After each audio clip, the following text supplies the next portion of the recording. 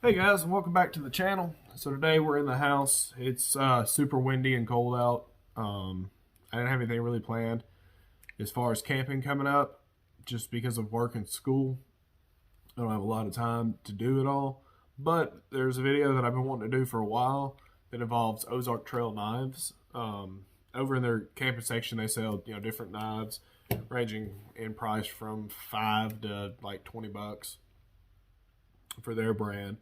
If you don't know anything about Ozark Trail is Walmart's outdoor brand, their camping brand. And everybody has always talked crap about Ozark Trail knives and stuff like that. So I picked up a few, or acquired a few. One of which y'all saw in my last video that came out of that kit. Now, this one you cannot buy by itself, and maybe why it's my favorite one so far. It's a full Tang knife, rubber handle, has an eyelet here for some paracord, which I'm going to put on there. It's got a stupid little sharpening stone in here. I wouldn't rely on this. I actually hate the sheath. The knife sheath itself is terrible. I hate the sheath. But the knife, I absolutely love. It fits in the hand really well. It's got good weight to it. And so far, it's been holding an edge fairly well. I've been using it to cut packages and stuff open with, and did a little bit of cutting up of some stuff out there. But this is the only one out of the four that I'm going to show you in total that I can't find to buy just the knife. You have to buy that whole kit with the hatchet and the saw and all of that. But I really like this knife. I do have to try to go to my local flea market and see if I can find a leather sheath for it, because I don't like this one. It doesn't secure on your belt very well because it's got a fold, like open-ended belt clip, and it sits really high up on the hip, causing the knife to sit up against, well, pretty much your side, really high up on your side. Imagine that your belt's sitting here and then all this is jabbing you in the side when you bend over. So when it comes to the sheath, it's crap. But the knife itself, I really, so far have enjoyed. I really like it. I haven't sharpened it, but it's still fairly sharp. None of these knives I've sharpened. Most of them I've just opened today. And in later camping videos, each camping video, we will take one of these and beat the crap out of it to really tell if they're any good. These are just my initial reviews of the knives, my initial thoughts, and I really want to know if a cheap knife can be a good knife. And most of the time, when it comes to cheap versus expensive, I have a tendency to beat the crap out of my cheap knives because they are cheap. So you end up finding out if they're actually any good or not, if you're willing to buy another one, or if it was just so cheap that you broke it so fast you couldn't do what you wanted to do with it anyway. But I feel like this is going to be a great camping knife, even a good fishing knife, just a good all-around cheap knife. The only thing is the only way to replace it is to buy that kit. So it's not going to be one that's easily replaceable. So I guess if you break it, you throw it away and just don't worry about it. But it feels really nice in the hand, and it doesn't look half bad. It actually looks like a decent knife. It's just a simple Ozark Trail knife. Moving on from that one, I only have one folding knife out of their lineup, and it's this one. This is their, I think, 6-in-1 multi-tool knife. It's got a glass breaker on it, a cord cutter, a ferrocerium rod, a removable magnetic little flashlight that's actually fairly bright to be the size of your pinky. That fits in the handle. The magnet's in there. A bottle opener. And then, of course, you have the knife. Serrated. I'm not a big serrated knife person. I would rather just have a straight blade. It, too, is fairly sharp, but even looking at it on the back side, their grind is not even on the blade at all. So it's very rough ground. This is just straight out of the package. It does have a belt clip on it so you can put it in your pocket.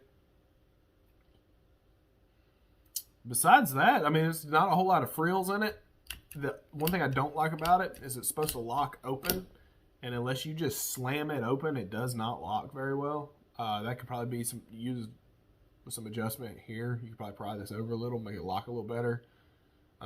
It's not flimsy. It doesn't have any give in it, except for the fact that you can just do that. But if you just take it and really send it home, it stays locked. But it's not flimsy. It doesn't have any give in it. It is a wide handle knife, way wider than my normal pocket knife would be, because they do store the ferrocerium rod in it and the little magnetic flashlight, which I do like the little magnetic flashlight. I think personally this is a decent little camping knife. You know, to have around camp, you have a way to, you know, open your beverages, cut up some stuff. I don't see a point in the glass break, but I guess if you carried this all the time, it was in your pocket, you know, you're in a car accident or something. There's the seatbelt cutter. They also call it a paracord cutter. So you cut pretty much any cordage with it. What I would do with this knife,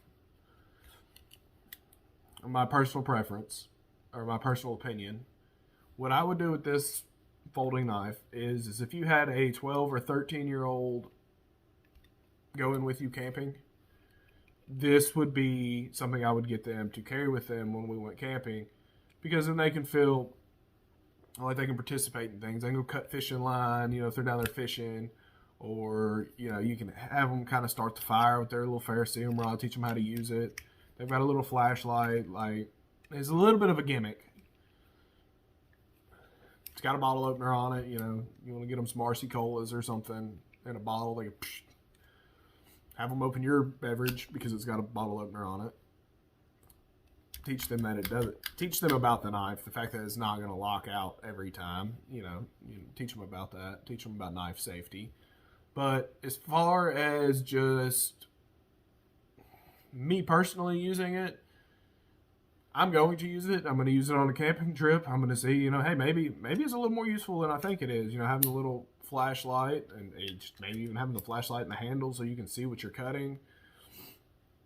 Or, you know, cutting paracord with this, or just whatever. But it is gimmicky. And it's definitely a knife that I would give to a 10 to 12-year-old when they went camping with me, and, you know, this is what they carried, and it's what they had. I mean, I've been carrying pocket knives since I was about 10 years old and going camping and stuff like that. You always need a knife. You know, they whittle on things and stuff like that to keep them occupied. As long as they're mature enough to handle the knife. I mean, if they're very immature 10 or 12-year-old, I'm not going to handle a knife. That's just dangerous. And if they're not taking it serious when I'm trying to teach them that, you know, it will give if you don't lock it out properly and stuff like that, and how easy it is to cut yourself with it. You know, teach them knife safety. If they're not taking it seriously, I'm not going to put a knife in their hands. But I think it's gimmicky. I don't know how long it's going to hold up. The handles are plastic. They are lined with steel. But I don't know how long this would hold up. I don't know how good the plastic is, because on this, if you pull the flashlight out, it's just a hollow tube with a little metal piece in there where the magnet for this connects. Like I said, that's the reason it is so tall.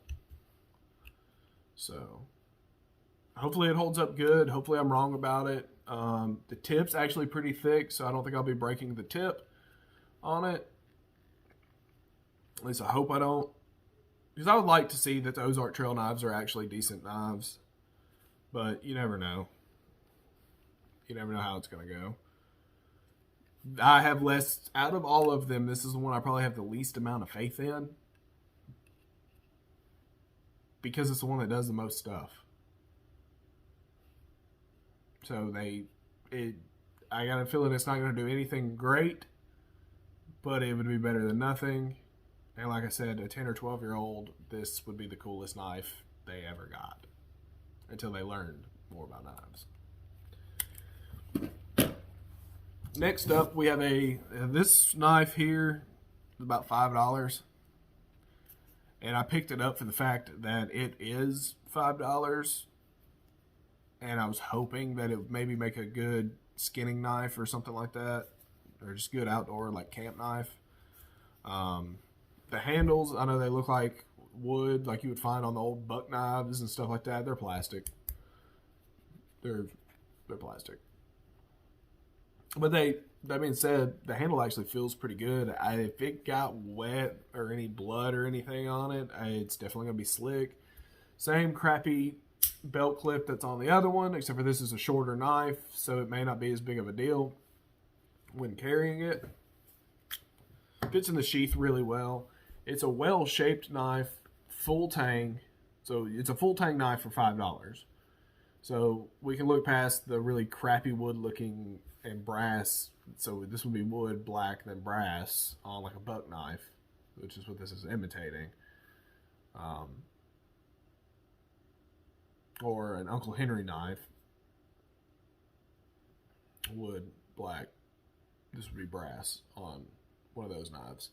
But it's full tang, drop point, beautiful knife. I mean, it's a good looking knife from a distance. So further away from it you are, the better it looks. It feels okay in the hand. They've given you some serrations. There's some grooving here where you can put your thumb so your thumb doesn't slip off. All in all, it's a decent looking knife. It's a decent feeling knife. It's a $5 knife. So when we start beating it up, if it doesn't hold an edge, if it doesn't, which it's not extremely sharp right now, it does have a decent edge to it. When we start beating it up, if it falls apart, if it takes more abuse than I think it will for $5, it's definitely worth $5. And you can replace it all day, every day, every time you break one. If you lose it, it doesn't matter. It's a $5 knife. If you can get past the crappy sheath, probably be something I more just carry in my pocket, put it in the sheath, put it in my back pocket, carry it around with me. But for $5, if you tear it up, it doesn't matter. But if it turns out to be really good, then you found a really cheap knife that you can replace multiple times that you actually like and that works well for you for $5. So hopefully with this one, I can test it out on skinning a deer and some other things. That's more about what this size for me always seems like it's best for, is skinning a deer. And so hopefully here in a few days I'm going to get a deer. I'll be able to skin it and then give y'all even more information when we take it camping. Did it hold up skinning a deer? Did it not? For a $5 knife, I don't have my hopes very high, but I do like to be surprised. And last but not least, everybody's familiar with this one. This is their camping paracord handle knife.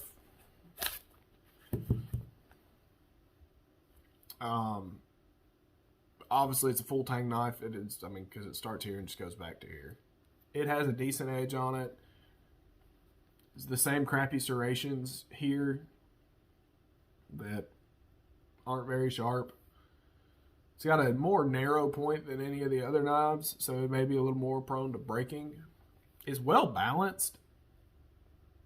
It's really light, so you're not going to be able to do any chopping with it.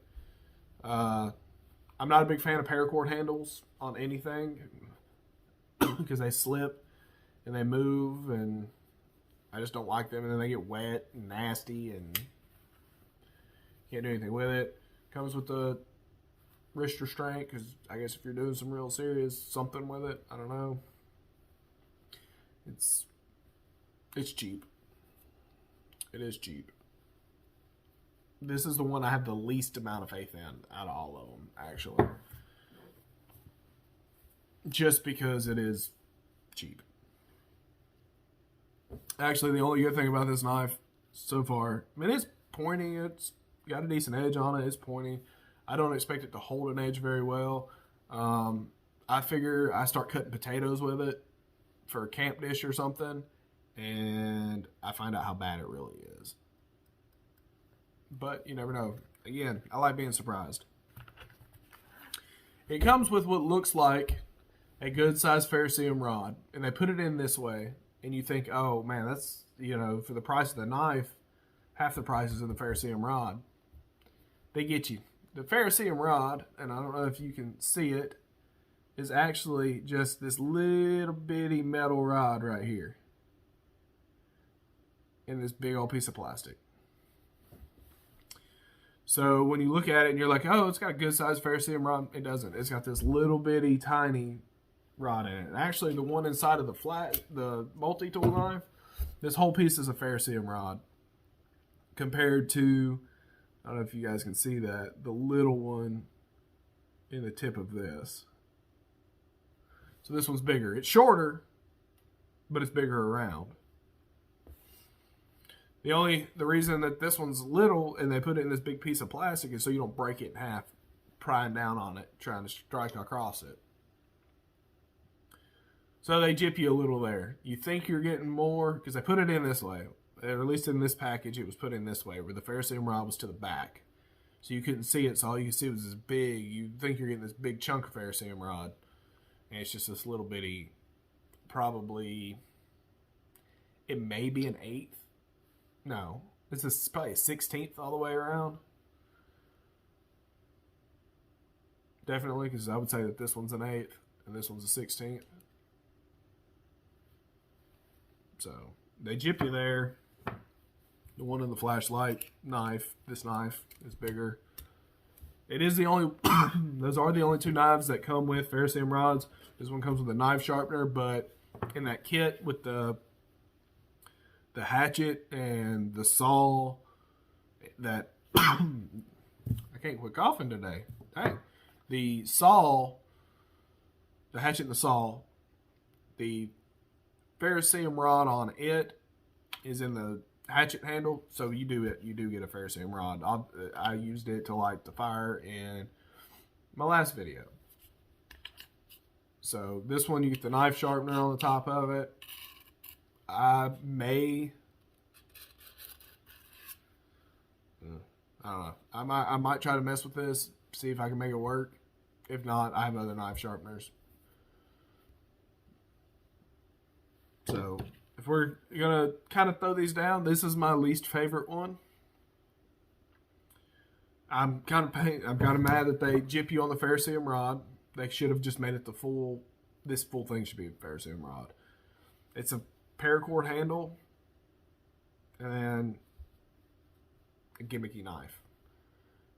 I guess the good thing about it is if all else fails, you've got some paracord and something pointy. You tie this to a stick and you've got a spear, I guess. As far as actually trying to cut stuff, I don't know how long it's going to last, how well it's going to last, how well that edge is going to do, anything like that. I just don't know.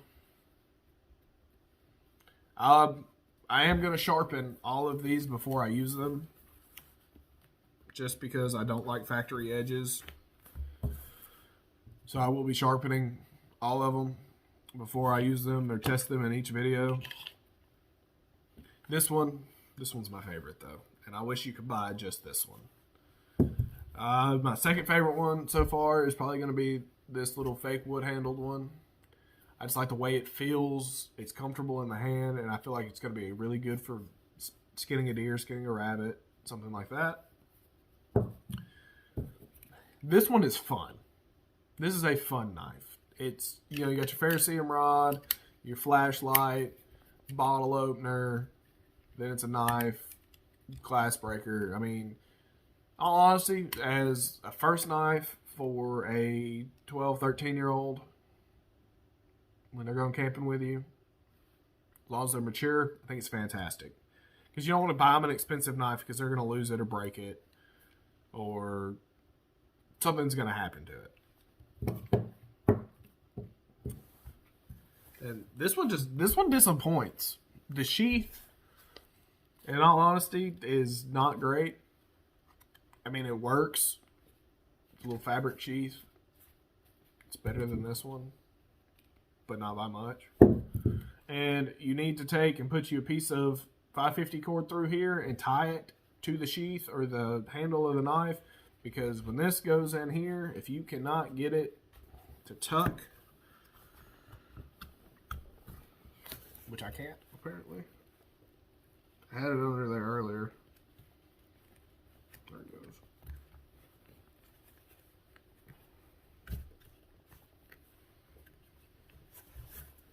If you can't get it to tuck up under this edge, which is not the easiest thing to do, it will fall out. I tested it. I took it, had it like this, it went like this, and it ended up falling out. I mean, I guess I can just show you guys.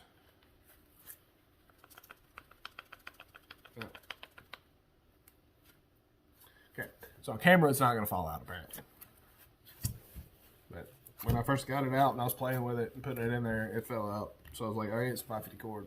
And a lot of people wear their ferrocerium rod around their neck when they're actually, if they're actually using that, like that's their way to light a fire, they'll wear it around their neck.